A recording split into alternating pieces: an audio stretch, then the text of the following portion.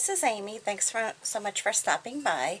Today I decided to do a quick little video showing you different methods on applying the frosted glass paint to glass.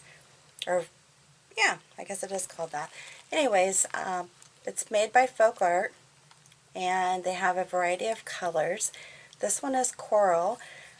The method I'm going to be using is the quarter glass art by Dynasty brush, and this is, if you saw my previous video, this is the method I used on it.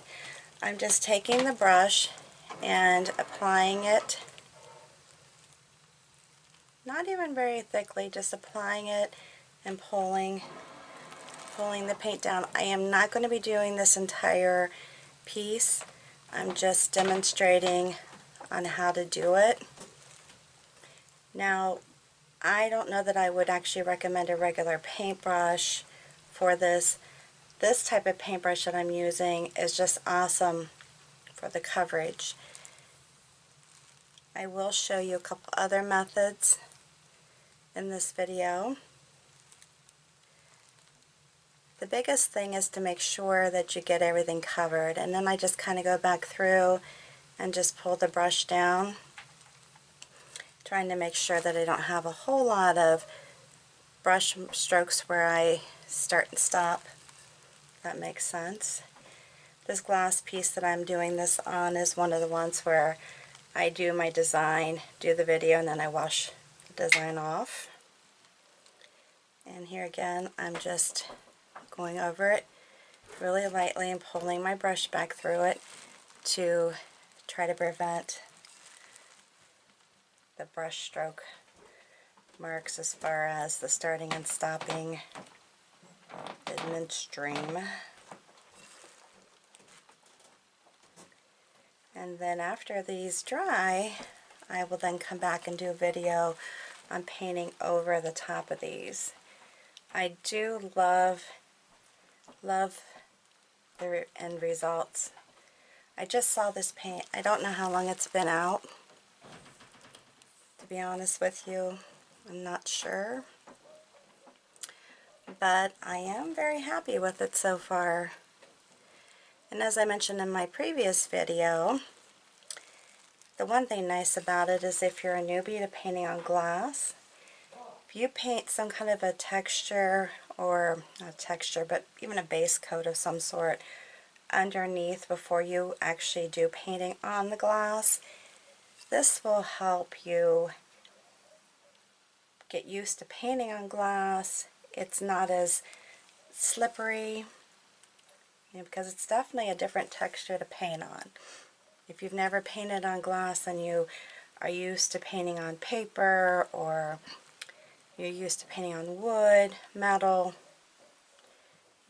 metal might have a similarity because it's a flat surface, but glass can be challenging for some people. I love it, but that doesn't mean that everybody else feels the same way I do, of course. Alright, and as I mentioned in doing this, I'm just going over it and pulling it down just to make sure that I have the coverage and not a lot of brush strokes in it. Very easy. These brushes are awesome for base coating, single colors. They're truly awesome. Okay, the next one that I'm going to paint on, I got a little bit of leftover design from another project on the back there. I'm not going to mess with that too much, but a natural sea foam. I'm going to use that. I've wetted it. I need to dry my hand off. And then I'm just going to dip it. I'm going to be using on this one, it's Sapphire. It's also FolkArt frosted glass paint. And I'm just going to pounce it on.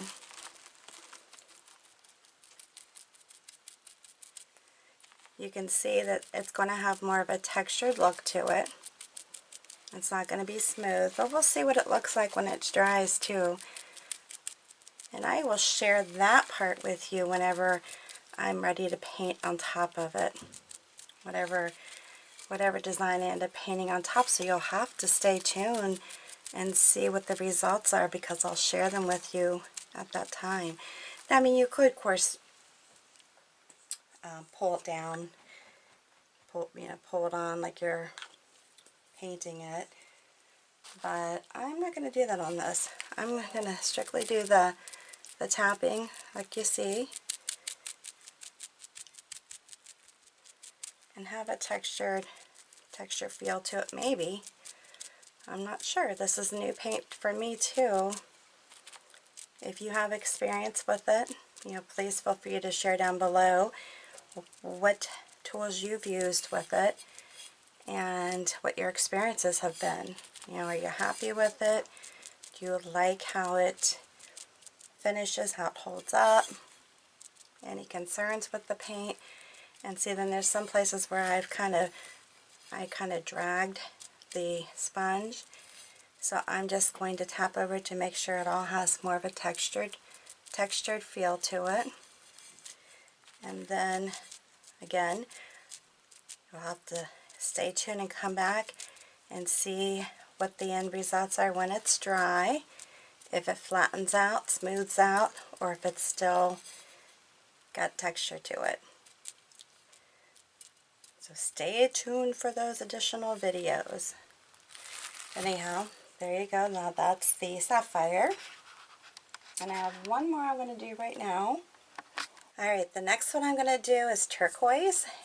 And I am going to put this one on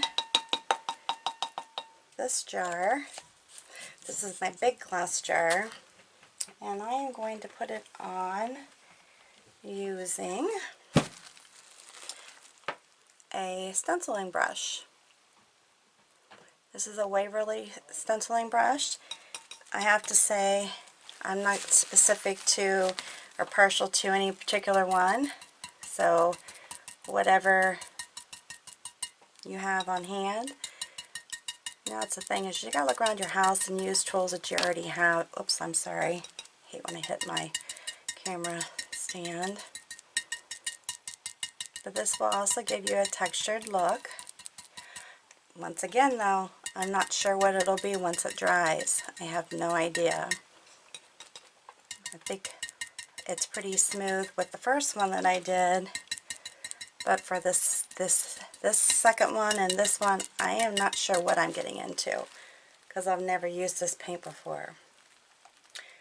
You will, though, as I mentioned earlier, have to stay tuned for more videos, so make sure you hit that subscribe button and that notification bell so you can come back and see what the end results were. I will be showing them separately in each of the videos whenever I come back to paint them with a design. And if you're new here, you know that, or just so that you know, I do actually repaint on these surfaces. I use them as for the purpose of creating videos with them.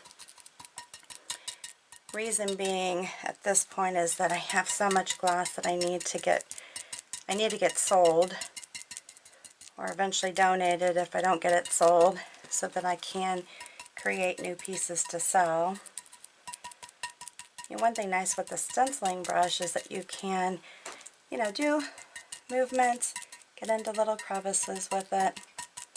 If there are places that you don't want it to touch when you're doing this, tape them off. Painter's tape is great for that.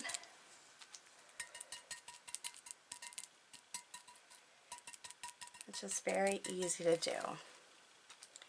And honestly, I like easy. So on all these glass pieces, I'm only doing part of them. Just doing like the front half, or picking a half and doing it, because I am just doing these as demos. I'm not selling these. If I were selling them, of course I would do the whole surface. But I think these are cute. I'm anxious to see what the texture is like when it's done drying. Very anxious I do want to get a little bit more here, so I'm going to make sure it's covered well. Covered well, yes.